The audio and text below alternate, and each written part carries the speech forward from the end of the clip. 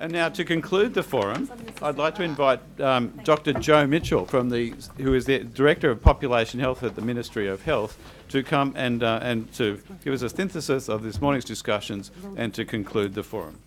Thanks, Joe. Good afternoon, and I realise that we're at the very, very end of this session, so I'll be very brief in my summing up, which I think it's been a forum which has spanned a whole range of presentations, a range of perspectives. But the thing that I thought that I would do is bring us back to the three main themes that were put up as for guiding this session. And the first was about the case for action. And I think quite clearly the case for action was very eloquently put forward by the experience in New York, where Karen Lee very eloquently told us about how we are revisiting the concepts of the old public health, or in the case of planning, the origins of town planning, to look at how our urban environments are now impacting our contemporary health issues. So we've heard about also the co-benefits of health and been reminded that even though, for me, my particular interest is the health perspective on these issues, but there's also environmental and economic benefits as well. And what actually brings us together are those synergies and are those different angles to looking at the same problem. We also heard that a range of approaches that are taking place in New York have actually reaped some benefit as well. So the scene's very nicely set then to move on to a framework for action in New South Wales. And we've heard quite recurrently that we have New South Wales 2021, which is the government's commitment to a range of priorities. But then we've also heard about the different agency strategies and plans.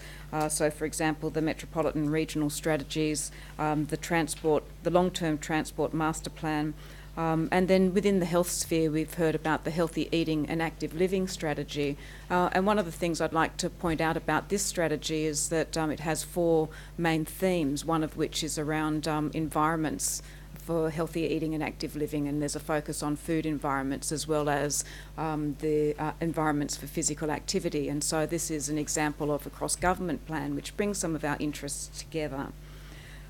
We heard a number of examples of actions that are happening in New South Wales, and some which have been going on for many years as well.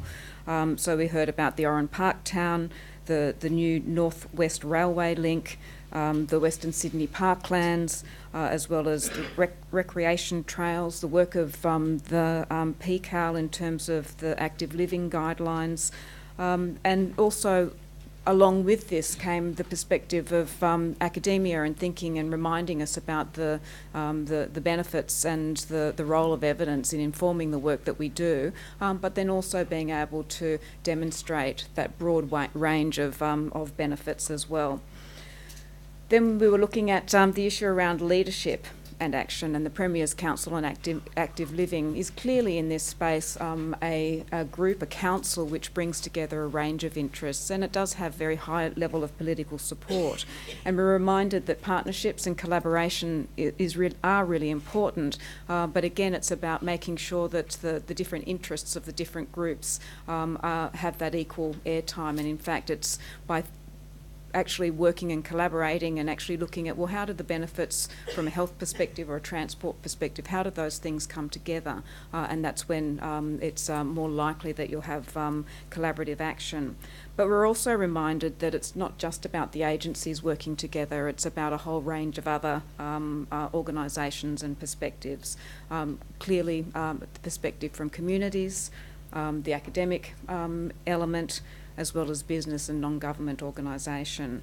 And then finally, I think the reminder that we're all doing a range of work which I think we can be very proud of, but part of our responsibility is how we communicate that through our own organisations, but also into the community.